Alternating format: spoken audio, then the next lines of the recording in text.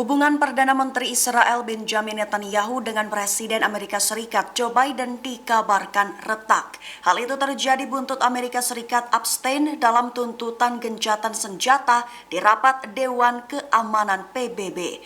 Dikutip dari Tribun News pada 26 Maret melansir Guardian, kabar itu mengutip hasil analisis dari Julian Borger.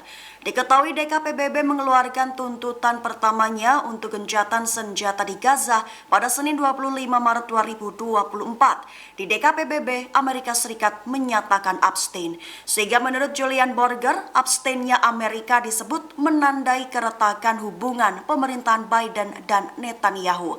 Selain itu, abstainnya Amerika dinilai mencerminkan meningkatnya frustasi di Washington atas desakan Netanyahu, di mana pasukan Israel akan terus melancarkan serangan di Rafah dan terus-menerusnya hambatan Israel dalam pengiriman bantuan kemanusiaan. Perdana Menteri Israel Benjamin Netanyahu mengambil sikap acuh kepada Presiden Amerika Serikat Joe Biden. Diketahui sikap itu diambil Netanyahu buntut Washington lebih memilih abstain dalam rapat Dewan Keamanan PBB. Sehingga Netanyahu membatalkan kunjungan delegasi Israel ke Amerika Serikat. Dikutip dari Tribun News pada 26 Maret melansir Al Jazeera, kabar itu mengutip pernyataan Netanyahu pada Senin 25 Maret 2024 malam. Netanyahu menekankan bahwa sikap Amerika Serikat itu adalah bukti kemunduran dukungan Amerika untuk Israel. Menanggapi keputusan Netanyahu, juru bicara Dewan Keamanan Nasional Gedung Putih John Kirby buka suara. Kirby menegaskan abstainnya Amerika Serikat dalam voting tidak berarti perubahan posisi politik pemerintahan Amerika Serikat dengan Presiden Joe Biden terhadap Israel. Lantaran menurut pihak Amerika Serikat, versi finalnya tidak mencakup penolakan terhadap Hamas. Kirby beralasan bahwa meski Amerika Serikat abstain, namun Amerika Serikat tetap mendorong upaya kesepakatan pertukaran tahanan antara Israel dan Hamas. Pemimpin Gerakan Ansarallah Yaman, Sayyid Abdul Malik Al-Houthi menegaskan posisi Yaman demi rakyat Palestina. Yaman sedang meningkatkan kemampuan militer mereka demi mengalahkan 3 serangkai, yaitu Amerika Serikat, Israel, dan Inggris. Dikutip dari Al-Mayadin pada 26 Maret, kabar itu disampaikan Al-Houthi dalam pidato memperingati 9 tahun Hari Ketahanan Nasional pada Senin 25 Maret 2024 malam. Al-Houthi menekankan bahwa Yaman berada dalam konfrontasi dengan 3 serangkai kejahatan tersebut.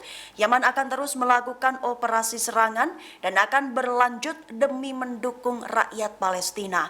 Ia menekankan bahwa dengan kemampuan militer canggih, operasi serangan mereka tertuju hanya kepada Amerika, Israel, dan Inggris. Al-Houthi menegaskan bahwa Yaman berupaya mencapai kesepakatan dan perdamaian dengan semua negara Arab dan Islam yang bertujuan untuk meningkatkan hubungan dengan mitra. Terlebih Arab Saudi dan Uni Emirat Arab harus beralih dari fase deeskalasi ke upaya perdamaian. Taiwan telah meningkatkan intensitas latihan di Laut Cina Selatan pada Selasa 26 Maret 2024. Diketahui upaya itu dilakukan untuk menanggapi ancaman serangan Tiongkok yang muncul di waktu sebelumnya. Dikutip dari Al-Mayadin pada 26 Maret, kabar itu disampaikan oleh Kementerian Pertahanan Taiwan pada Selasa 26 Maret waktu setempat. Taiwan melakukan latihan pertahanan udara dengan menggunakan rudal Patriot dan sistem artileri anti pesawatnya. Menyatakan niat Taiwan untuk meningkatkan pelatihan di tengah apa yang mereka anggap sebagai intrusi militer Tiongkok di dekat pulau tersebut. Tujuannya adalah untuk memverifikasi komando dan kendali operasi pertahanan udara gabungan di antara 3 cabang militer, sehingga Angkatan Udara akan terus meningkatkan intensitas pelatihan untuk menanggapi potensi ancaman. Perlu dicatat, Kementerian Pertahanan Taiwan melaporkan kehadiran 13 pesawat Tiongkok dan 7 kapal angkatan laut di sekitar pulau itu dalam periode 24 jam sebelum jam 6 pagi pada hari Selasa ini. Hal serupa terjadi pada minggu lalu. Taiwan dilaporkan mengamati 36 pesawat militer Tiongkok di sekitar pulau itu dalam jangka waktu 24 jam yang merupakan jumlah harian tertinggi pada tahun ini. Hizbullah berduka atas pejuangnya bernama Hussein Abu Ali dari kota Sabri Hati, Lebanon Selatan. Sehingga untuk membalaskan dendam, Hizbullah menyerang pemukiman Somera dan Shlomi yang diduduki Israel. Dikutip dari Al-Mayadin pada 26 Maret, kabar itu disampaikan oleh Perlawanan Islam di Lebanon pada Selasa 26 Maret 2024. Pada Selasa pagi, Hizbullah menyerang sebuah bangunan yang digunakan oleh tentara pendudukan Israel di pemukiman Shomera dengan senjata yang sesuai. Kemudian Hizbullah mengkonfirmasi bahwa para pejuangnya juga menyerang bangunan lain yang digunakan oleh pasukan Israel di pemukiman Shlomi dengan senjata yang sesuai pula.